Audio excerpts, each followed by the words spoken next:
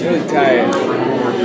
We've been talking almost as much as you guys. Yeah, no, I know, pal. I know. This is brutal for everybody. So, can you talk a little bit about your character arc for last season, and are you happy with how things ended?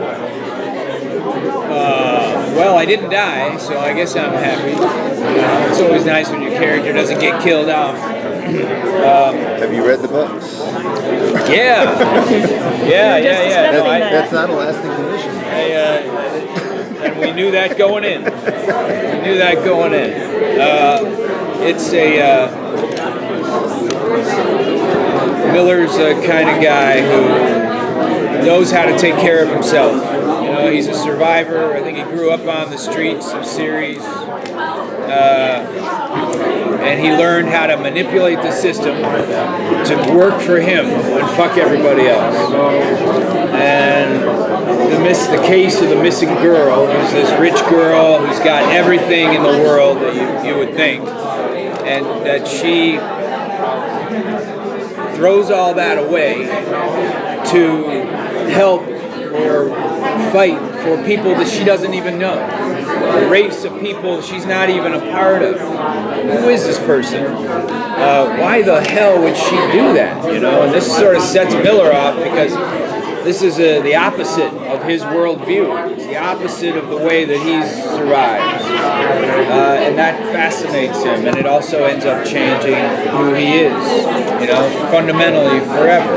He can never, so right now I'm struggling with, I can't go back to who I used to be, but I'm certainly not Julie Mao. I'm not going to go, sacrifice. So he's in that middle place of nothing really works the way it used to. And that's always interesting, trying to watch someone who's primarily just a survivor trying to change completely. Right.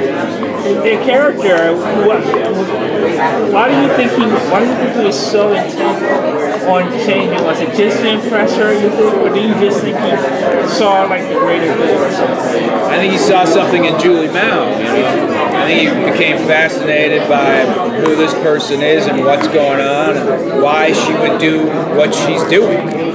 Because that's when you run into something that's the complete and total opposite of your worldview. It's not just a little different, like, oh, you're just a little different than me, you have a different interpretation. It's a fundamentally different interpretation of what the world is. So that kind of got my attention, you know. I was like, well, what is it? What does she see that I don't? You know, and that sort of sets him off on this journey to discover that. Maybe I'm wrong. You don't think maybe she was just trying to piss her old man off? Exactly, that's what he thinks at first, yeah. That's exactly what he thinks. Here's a girl rebelling, piss off the old man. Of course, that's what you do. Then he discovers that it's more than that, you know, that if it was just that, then she would have gone back home and she would have said, hey, and wire me that $1 million or whatever. None of that. Something more was going on with her. She sacrificed way too much for this just to be a way to piss off the old man. But yeah, at first, that's exactly what Miller thought. Because her old man turns out to be kind of a guy to be pissed off at. Yeah, a lot of old men are. I loved watching your character and Holden work together last season. They are so different, but they complemented each other so well. We're going to see more of that partnership, do you know, next season? Yeah, I love my relationship with Holden. It's great to watch sort of oil and water try to mix together, you know, and that's what it is. We had a lot of fun, really did. I enjoy working with his cast.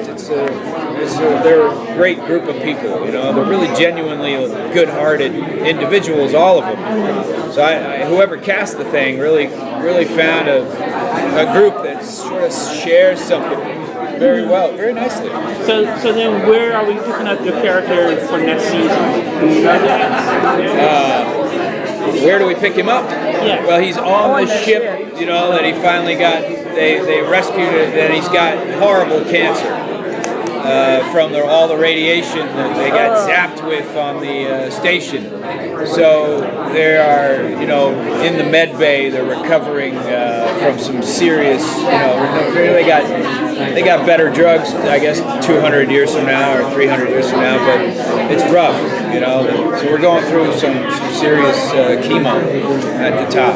I understand that Kaz helps keep the science straight. Do you play with that, or do you just let him do that? I don't know. I don't know what science is.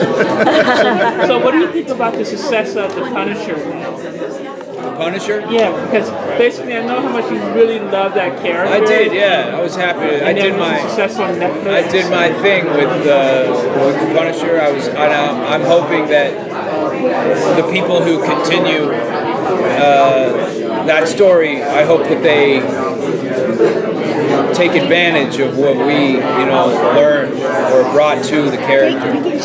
Kind of opened it up to the possibilities of what that guy could be, and hopefully they will recognize that. We'll see. You were here last year, and you guys were shooting. How has it changed?